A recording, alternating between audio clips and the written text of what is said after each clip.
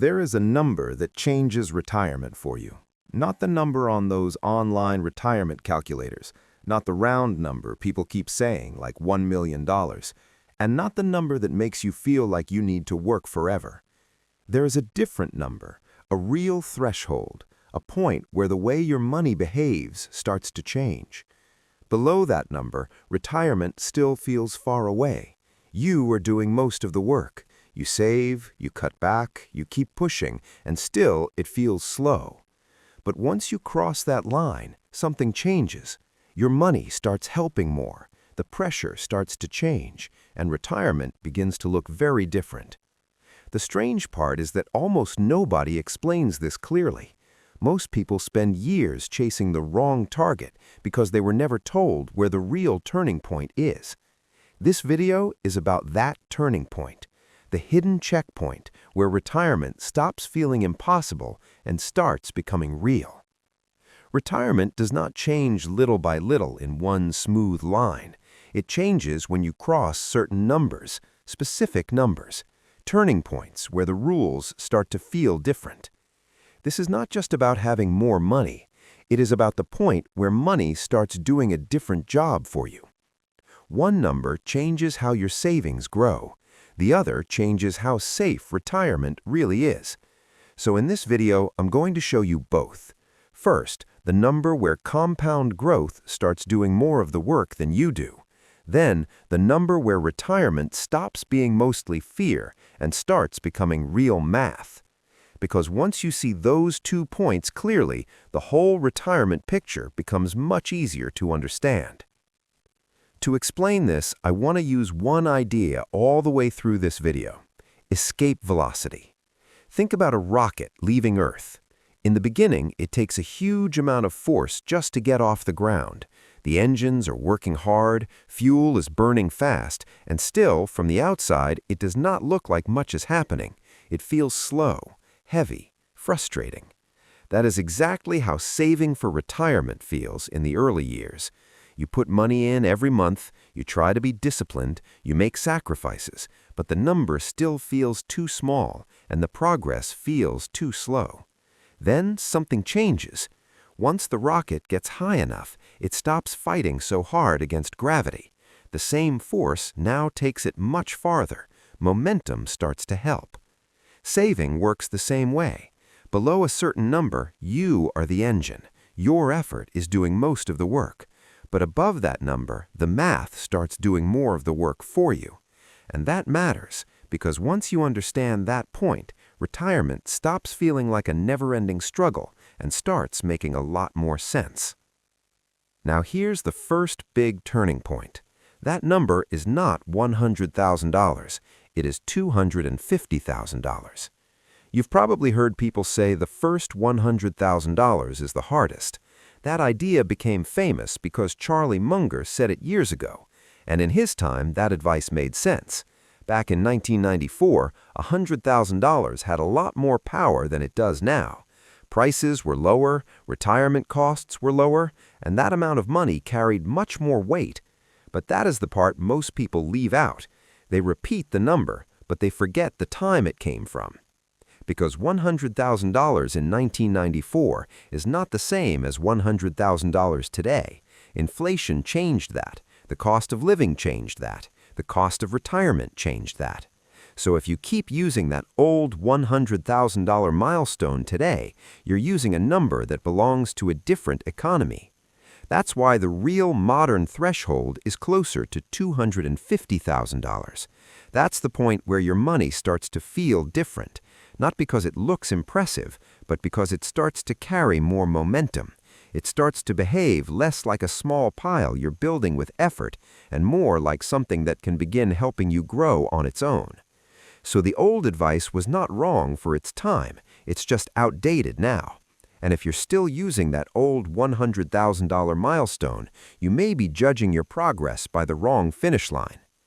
Now let's move from the idea to the math, because once you see how the numbers actually work, this becomes much easier to understand. Let's make the math simple.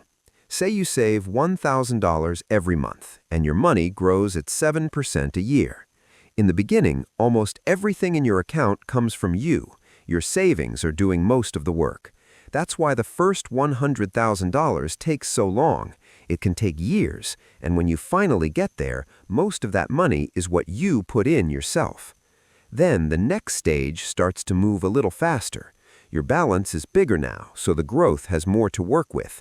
Your money begins to earn money on a larger amount. You're still doing a lot of the work, but now the math is starting to help. And then, somewhere around $250,000, the feeling starts to change. At that point, the growth from the money already in the account starts becoming much more important. Your monthly contributions still matter, of course, but now your returns are no longer small. They begin to feel real. They begin to push the number forward in a way that feels different from the early years. That's the flip. Before that point, building wealth feels like pushing something heavy uphill. You're doing the pushing, you're using the energy. But after that point, it starts to feel more like steering something that's already moving. You still have to be careful, you still have to stay consistent, but now the momentum is helping you. And for a lot of people, just understanding that brings relief, because it means the slow years were not wasted. It means the frustrating part was normal. It means the system was always going to feel heavy at first. Think about someone like Marcus. Marcus is in his late 40s. He works a normal middle-class job. He's been saving for years, doing what he's supposed to do, putting money into retirement, trying not to spend too much, trying to stay responsible. And now he checks his balance and sees around $230,000. But instead of feeling good, he feels behind.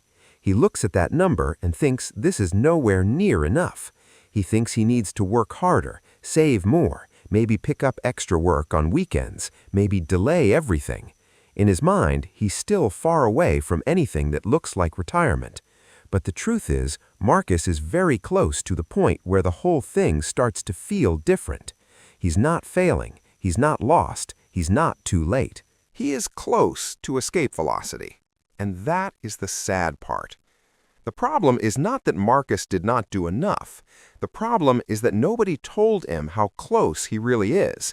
He is standing near an important turning point, but all he feels is fear because he has been taught to focus only on huge round numbers that still look far away.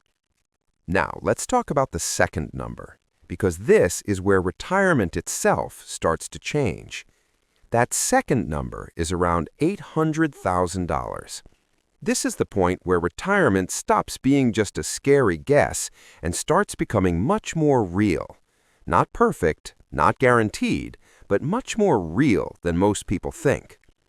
Most people have been taught that retirement only starts to make sense once you hit $1 million or more. That is the number people repeat again and again. But the actual math is not that simple. And in many cases, it is not that extreme either. A big reason for that comes from something called the 4% rule. Years ago, a financial planner named William Bengen studied different retirement periods in history. He wanted to find a withdrawal rate that could survive even very bad timing, including hard market conditions and high inflation. What he found was that withdrawing 4% a year was a very safe way to make a portfolio last. But here is the important part. That 4% number was based on bad case scenarios.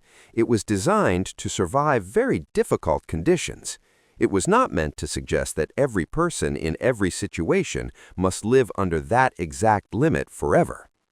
Later, researchers like Michael Kitces looked at the data more closely and showed that many retirees ended up doing better than that. In many situations, people could have withdrawn more and still been fine. So the 4% rule became famous, but over time, many people started treating it like a hard ceiling instead of a very careful floor. And that changes how people think. Because when you look at $800,000 through that lens, the picture starts to shift. At around $800,000, retirement is often closer than it looks, especially when Social Security is added on top. Let's make that simple too. If you have $800,000 and you withdraw 5% a year, that gives you about $40,000 a year. Then add Social Security. For many households, that could add tens of thousands more. For a couple, it could be enough to bring total income into a range that looks a lot more normal than people expect. And that is where a lot of people get surprised. Because retirement is not always about replacing every single dollar of working income. Many people spend less in retirement. They may no longer be saving for retirement. They may have fewer work-related costs. Their taxes may also be lower, depending on where the money comes from and how they withdraw it. So the question starts to change. It stops being, can I survive forever if everything goes wrong? And it becomes, what income do I actually need to live the life I want? That is a much better question. And for a lot of people, the answer is not as far away as they were led to believe. Now think about someone like David. David did what many people do.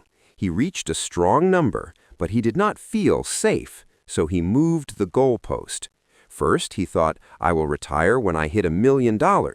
Then he hit $1 million, and it still did not feel like enough. So the new number became higher, then higher again. And before he realized it, he had spent extra years working, not because the math required it, but because the fear never left. That's the real cost of not understanding these thresholds. People do not just lose money. Sometimes they lose time. They lose years they could have used differently, years they could have spent resting more, traveling more, being with family more, or simply living with less pressure. When fear becomes the only guide, even good numbers start to feel too small. And this is where the deeper issue comes in. Fear keeps people in the system longer. Fear makes people keep saving even when the math is already getting stronger. Fear makes them buy products they may not need. Fear makes them stay confused. Fear makes them underspend even after they retire. And this does not need to be a conspiracy to work. It only needs incentives. A worried person is easier to manage. A scared retiree is easier to sell to. A person who never feels ready will keep looking for more products, more advice, more reassurance, and more reasons to delay. That's why understanding these numbers matters so much. Clarity changes behavior. So here are the 3 things that really matter. First, stop using old milestone numbers without questioning them.